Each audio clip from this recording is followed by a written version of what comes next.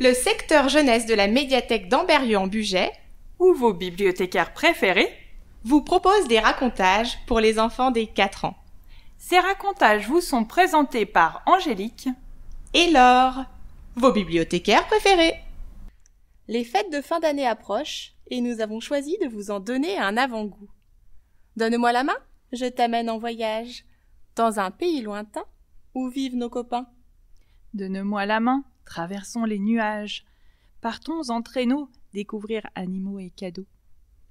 Voici Anton et les cadeaux de Noël.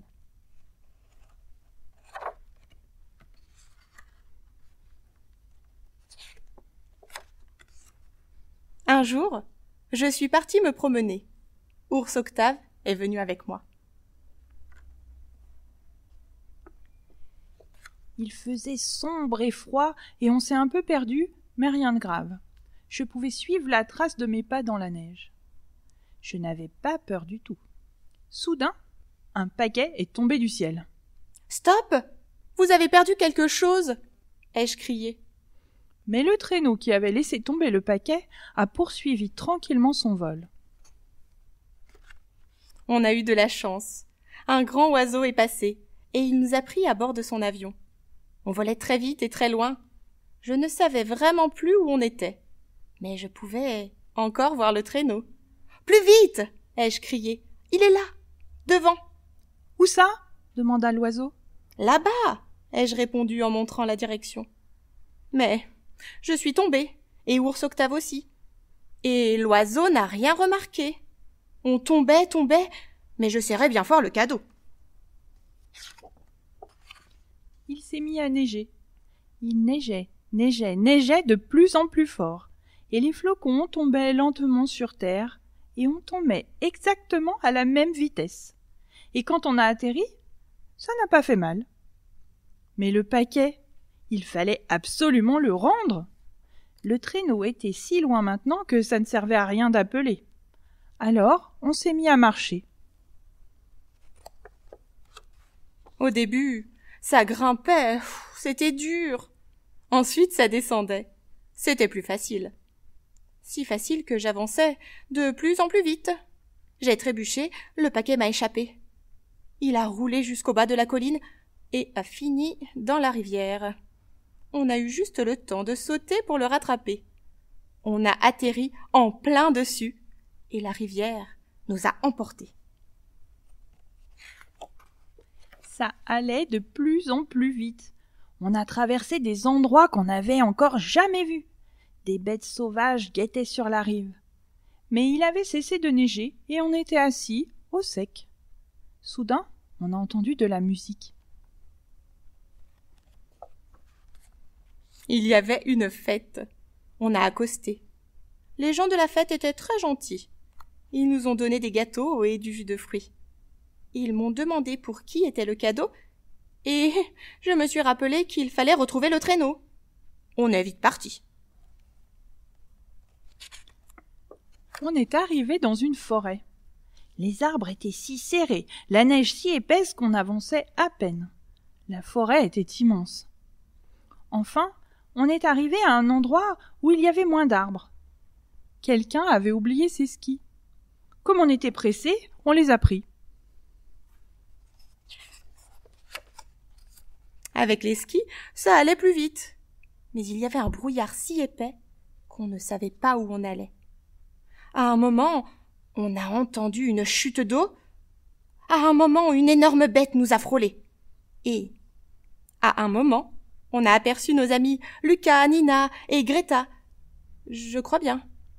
Je n'en suis pas très sûre.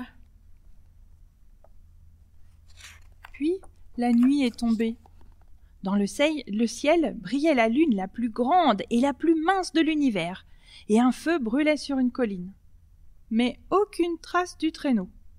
On a continué.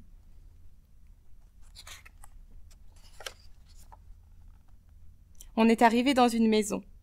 Il n'y avait personne, mais le poêle était allumé, et quelqu'un nous a laissé de la soupe. On a mangé et bu, on s'est reposé. Et puis, on a repris la route. Le jour allait bientôt se lever. Quand le soleil s'est levé, on a vu la mer. Avec précaution, j'ai posé le paquet dans la neige et on est monté sur une montagne. De l'autre côté, il y avait une ville avec des maisons de toutes les couleurs, et les cheminées crachaient de la fumée, et derrière la fumée volait le traîneau. Mais il était très très loin. Et puis j'ai regardé vers le bas, et le paquet n'était plus là. Quelqu'un l'avait emporté. Un gros ours avait emporté le paquet. « Stop !» ai-je crié. « Ce n'est pas à toi !» « Ah bon ? Il est à toi ?» a demandé l'ours. « Non, mais… » « Dans ce cas, » a dit l'ours. Il a lancé le paquet en l'air et l'a rattrapé. Il a tenu le paquet en équilibre sur son museau et sur sa queue. Il a joué au foot avec et roulé dans la neige en le serrant dans ses pattes.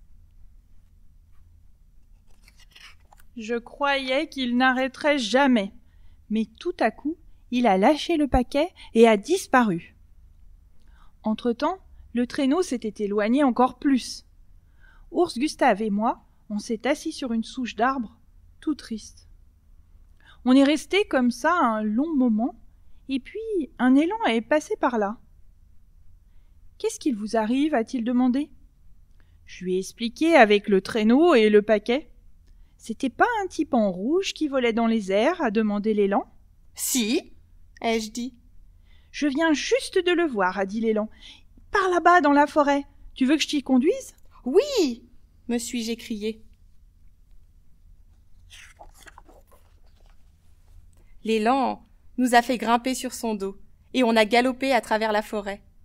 On a croisé un renard, un ours et des tas d'oiseaux. Et là, le traîneau. L'élan avait raison. Des paquets étaient semés partout sous les arbres. Il y en avait trop, impossible de s'en occuper. À présent, le traîneau volait de plus en plus lentement et de plus en plus bas. Il allait atterrir. Et il a atterri juste devant notre maison. « Votre paquet !» ai-je crié. « Voici votre paquet !»« Comment ça, le mien ? Regarde, ton nom est écrit dessus. » Et c'était vrai. Le traîneau s'est envolé, j'ai pris le paquet et on est rentré à la maison. Et dans ce paquet, il y avait exactement ce que j'avais demandé.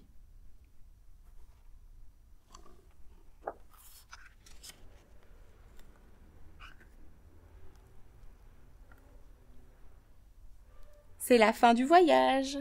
Rentrons en traîneau. Rendez-vous pour un prochain racontage.